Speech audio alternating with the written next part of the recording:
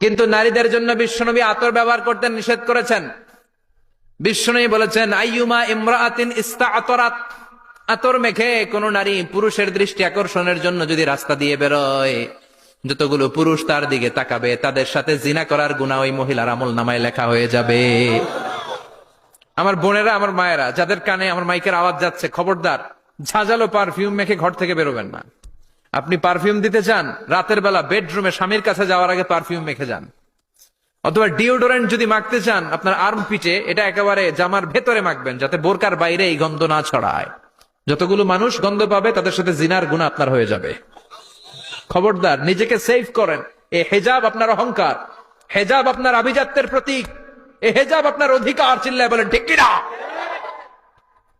নারীবাদী যারা করে, নারী আন্দোলনের কথা যারা বলে, নারী অধিকারের কথা যারা বলে, এরা নারীদেরকে ঠকায়।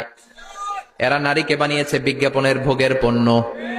এরা নারীদেরকে উলঙ্গ আর অশ্লীল ভাবে সিনেমার পর্দায় তুলে ধরেছে। নারীদেরকে সম্মান দিয়েছে তো ইসলাম, যখন নারীদের কোনো সম্মান ছিল না। বিশ্বনবী বলেছেন, না দুনিয়া কুল্লুহা মাতা ওয়া খায়রু মাতা'id দুনিয়াল মারআতুস সালিহা। পৃথিবীতে যা দেখো চোখ দিয়ে সব সম্পদ, আর এই সব সম্পদের মধ্যে সবচেয়ে দামি সম্পদ হচ্ছে নেককার নারী। এদের পেটগুলার বিশ্বনবী খনি বলেছে, খনি। এই নারীদেরকে যদি কোরআন পড়ান, ইসলাম পড়ান, এই নারীদেরকে যদি হাদিস শিখান, হেজাব দিয়ে তাদের সিকিউরিটি যদি নিশ্চিত করেন, এই পেট থেকে বড় বড় আল্লাহর ওলি বের হবে, হাফেজে কোরআন বের হবে, মুফাসসিরে কোরআন বের হবে। আর এই নারীদেরকে জি বাংলা স্টার জলসা যদি দেখতে দেন, হেজাব যদি না পড়ান, ইসলাম যদি না শিখান, ওই পেট থেকেই বড় বড় ডাকাত বেরোবে, টেন্ডারবাজ, চাঁদাবাজ, সুদখোর, ঘুষখোর, এগুলো বেরোবে। পেটগুলা খনি, এই খনির কি কাজে লাগাবেন? The choice is years, the decision is years. সিদ্ধান্ত আপনার। আপনার একটা শক্ত সিদ্ধান্ত আপনার ফ্যামিলিটারে জান্নাতি বানাতে পারে, আর আপনার একটা দুর্বল সিদ্ধান্ত আপনাদের সবাইরে জাহান্নামের অতল গহ্বরে তলিয়ে দিতে পারে। এজন্য সিদ্ধান্ত আপনার, সিদ্ধান্ত নিতে হবে।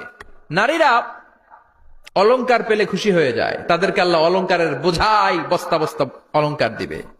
তারা কসমেটিক্স পেলে খুশি হয়ে যায়। জান্নাতে মনে কোনো কসমেটিক্স নাই? আছে? ওনারা কসমেটিক্স নিয়ে ব্যস্ত থাকবে। আর পুরুষদের জন্য রমজান আসার 2 মাস আগে বিশ্বনবী রজব মাস থেকে রমজানের প্রস্তুতি নিতেন। আল্লাহু আকবার।